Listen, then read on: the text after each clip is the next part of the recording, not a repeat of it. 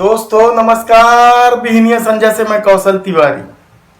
झूठ, अफवाह और नफरत की राजनीति में जब धर्म और राष्ट्रवाद का सुनहरा कवर आवरण चढ़ा दिया जाता है और उसके बाद शब्दों की चाशनी से जो परसेप्शन गढ़ा जाता है, शायद अब भी अग्निपथ के बाद भी आप समझ नहीं पा रहे हैं, जबकि देश का हाल बेहाल है। देश बेहद नाजुक स्थिति में है। देश के युवाओं के भविष्य के साथ खिलवाड़ किया जा चुका है और सेना अपमानित महसूस करने लगी है। कहा जाए तो गलत नहीं होगा। हमने तब भी कहा था जब संसद चढ़ते समय पहली बार उसकी सीढ़ियों पर मत्था टेका था, हमने समझाया था, बार बार समझाया था कि यदि वह मंदिर है किसी के लिए तो रोज मत्था टेका जाएगा।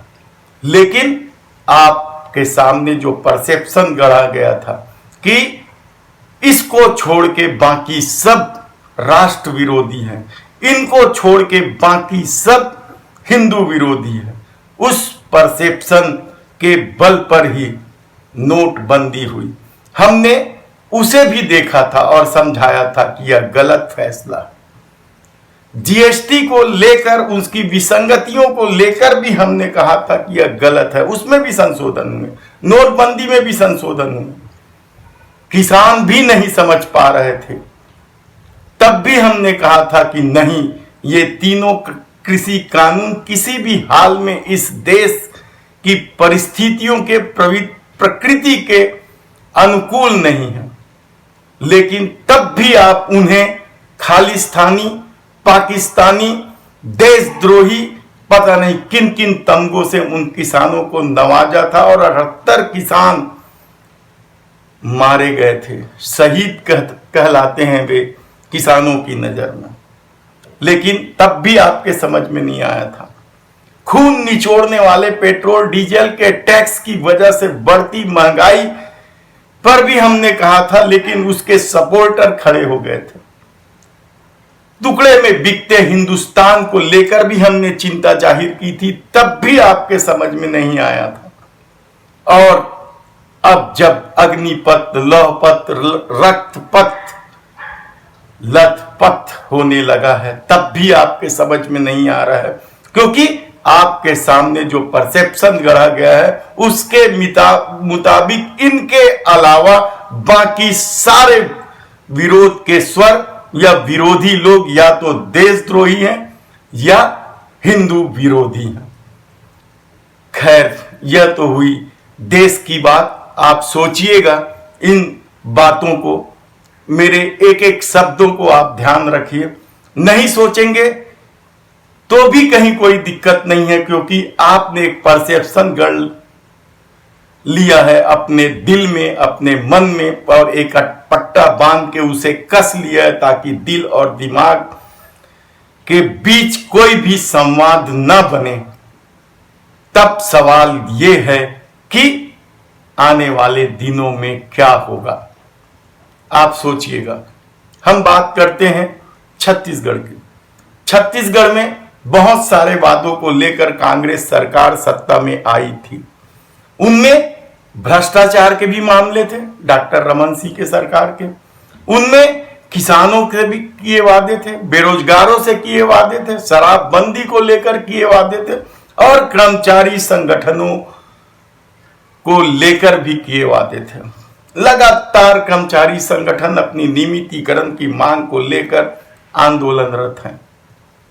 कुछ आंदोलनकारियों को सरकार समझा ली है कि इतने महीने में हम आपको नियमित कर देंगे, इसके लिए कमेटी बना दी गई है।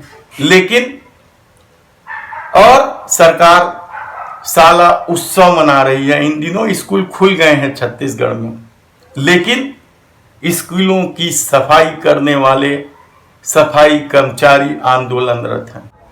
वे पिछले 118-19 दिनों से आंदोलनरत हैं। लेकिन सत्ता उनकी नहीं सुन रही है। कमेटी बना दी गई है, कमेटी को कॉमेडी बता रहे हैं ये लोग, क्योंकि अब तक कमेटी का जो हाल रहा है, परफॉर्मेंस रहा है, वो इसी तरह का रहा है। सामूहिक इस्तीफा के बाद अंशकालीन सफाई कर्मचारियों ने अब जल सत्याग्रह भी किया, जल समाधि का नाम दे रहे हैं वो लोग। अब इसके बाद वे मुंडन कराएंगे, सामूहिक मुंडन। हजारों की संख्या में कर्मचारी जुट रहे हैं। वो अलग बात है कि प्रशासन ने कहा है कि बूढ़ा तालाब धरना स्थल में 200 से ज्यादा धरना नहीं दे सकते, लेकिन कर्मचारियों का आक्रोश ये है कि वे शासन प्रशासन के नियमों को अनदेखा करके आंदोलनरत हैं।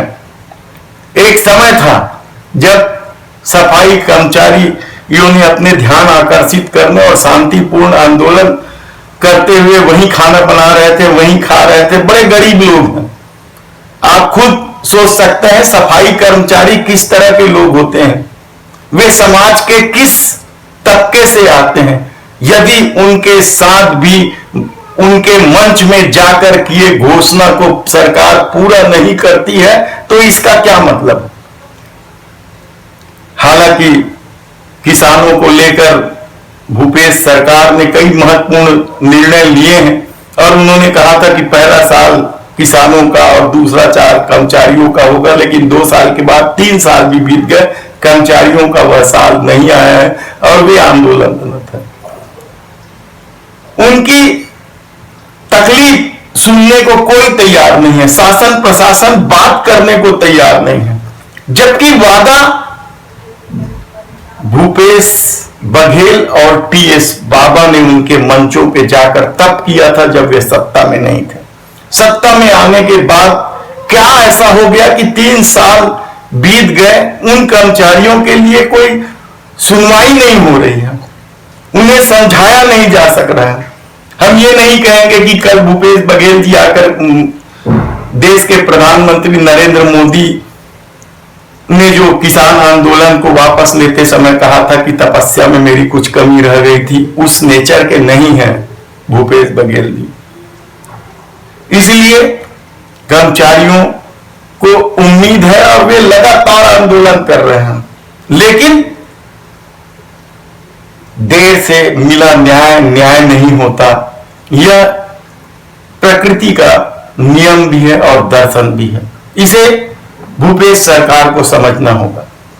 योग व्यायाम शिक्षक भी आंदोलनरत हैं, उन्होंने तो कर शीर्षासन रखकर आंदोलन किया। उधर भले ही भूपेश बघेल कहे कि जब तक ग्राम सभा की अनुमति नहीं होगी हम कोई प्लांट नहीं लगाएंगे, लेकिन महासमुंद के कौवा खैर झीटी सहित 10-12 गांव के किसान करनी पावर प्लांट को सरकारी जमीन, काश्तकारी की जमीन, चरवाहा की जमीन देने के विरोध में लगातार काफी लंबे समय से आंदोलनरत है। उनकी कौन सुने।